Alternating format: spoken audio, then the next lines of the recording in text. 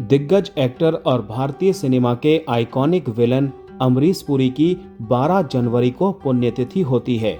साल 2005 में उनका निधन हुआ था।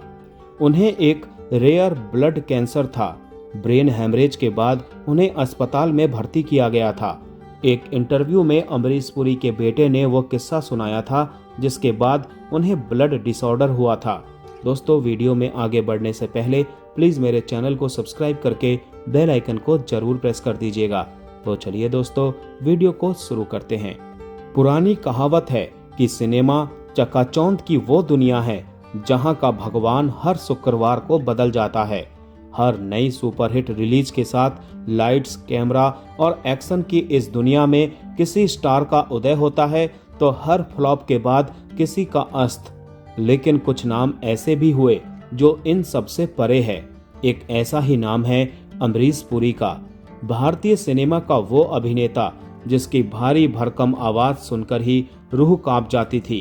अमरीश पुरी थिएटर के रास्ते फिल्मों में आए थे। उन्होंने 450 से अधिक फिल्मों में काम किया।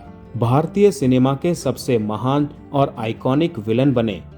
उनके विलन के किरदारों ने उन्हें ऐसी पहचान दिलाई, या फिर ये कहें कि वो पर्दे पर एक ऐसे खलनायक बनकर उभरे जिनके जाने के 21 साल बाद भी कोई एक्टर, कोई डायरेक्टर दोबारा पर्दे पर उन जैसा विलन नहीं गढ़ सका। साल 1980 और 90 के दशक में अमरीश पुरी ने अपनी स्क्रीन प्रेजेंस और खास आवाज के लिए सबसे अधिक तारीफ बटोरी। वो कमर्शियल सिनेमा में नाम कमाने के बाद भी 8 फिल्मों में काम करते थे। 3 बार बेस्ट सपोर्टिंग एक्टर का फिल्मफेयर अवार्ड उन्होंने जीता। उनके नाम बेस्ट विलन के लिए सबसे ज्यादा फिल्मफेयर अवार्ड नॉमिनेशन का रिकॉर्ड है। शेखर कपूर की फिल्म मिस्टर इंडिया में विलन मोगैम्बो का उनका किरदार भुलाए नहीं भूलता। बताया जाता है कि उन्हें उस दौर में 1 करोड़ की फीस मिली थी, जिसने उन्हें सबसे ज्यादा सैलरी पाने वाला विलन एक्टर बना दिया था। अमरीश पुरी का जन्म 22 जून 1932 को पंजाब के नवां शहर में एक पंजाबी हिंदू परिवार में लाला निहाल चंद और वेद कौर के घर हुआ था। 72 साल की उम्र में 12 जनवरी 2005 को माइलोडिस्प्लास्टिक सिंड्रोम ने उनकी जान ले ली। ये एक दुर्लभ तरह का ब्लड कैंसर है।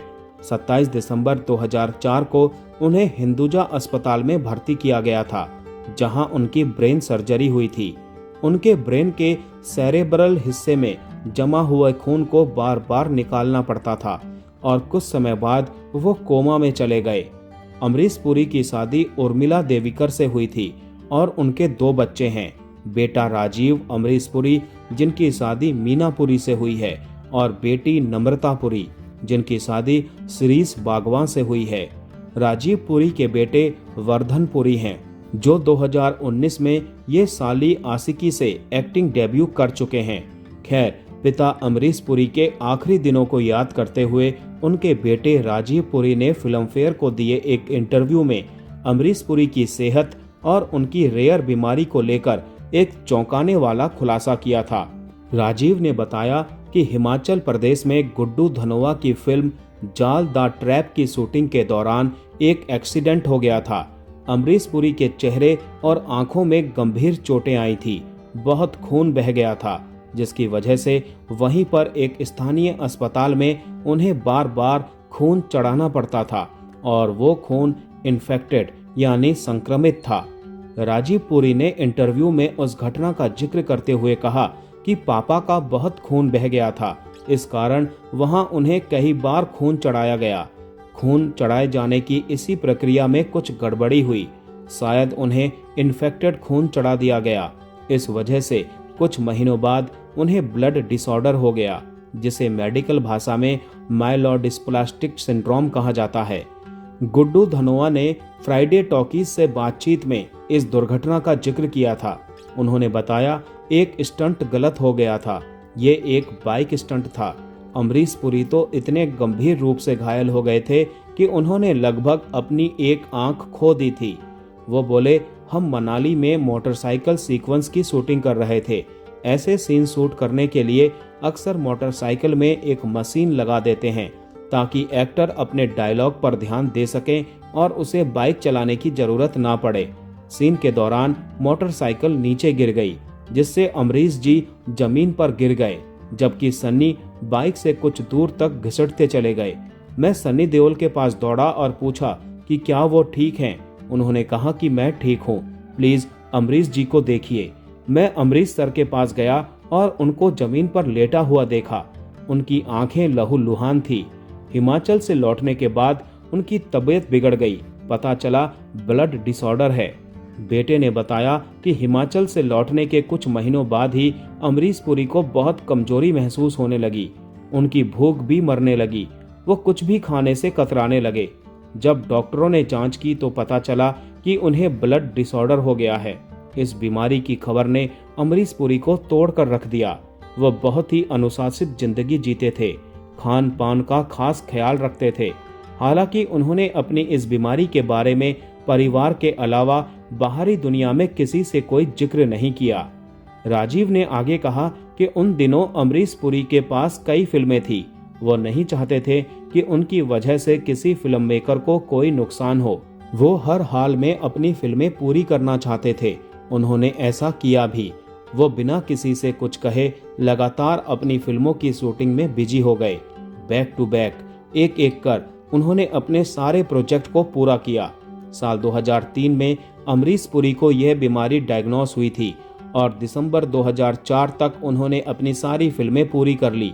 ये सब तब था जब उनकी तबीयत बहुत अच्छी नहीं थी। वो अंदर ही अंदर खुद से लड़ रहे थे, कमजोरी महसूस कर रहे थे। जब काम खत्म हुआ तो उन्होंने अपना अधिकतर समय घर पर बिताने का फैसला किया। हालांकि उन्हें बिस्तर पर पड़े रहना कभी भी अच्छा नहीं लगता था। राजीव बताते हैं कि उन दिनों जब भी कोई उनसे तबीयत को लेकर पूछता तो वो एक ही जवाब देते थे, कल से बेहतर हूँ। हालांकि एक दिन वो भी आया जब अमरीश पुरी लड़खड़ा कर गिर पड़े। आनन फानन में अस्पताल पहुंचाया गया तो पता चला कि उन्हें ब्रेन हैमरेज हुआ था। उन्हें बचाने की काफी कोशिश की गई। ब्रेन की सर्जरी भी हुई, लेकिन जान नहीं बच सकी। अमरीश पुरी अपने पीछे हिंदी सिनेमा में वो शून्य और खालीपन छोड़ गए जिसकी भरपाई आज तक नहीं हो सकी। वो बॉलीवुड के आखिरी सुपरस्टार विलन थे। हालांकि उनके बाद कई कलाकारों ने विलन के रोल में खुद को उभारने की कोशिश की, लेकिन कोई भी उन जैसा ना बन सका। इसका असर ये हुआ कि फिल्मों की कहानियों में खलनायक की जगह ग्रे शेड वाले किरदार अधिक लिखे जाने लगे। अब हीरो भी विलन बनने लगा। कहना गलत नहीं होगा कि अमरीश पुरी एकमात्र ऐसे विलन थे जिनमें किसी हीरो से भी अधिक हीरोइज्म था। तो दोस्तों, आज का वीडियो यहीं समाप्त करते हैं। मिलते हैं नेक्स्ट वीडियो में। तब तक के लिए आप सभी को tata bye bye, take care.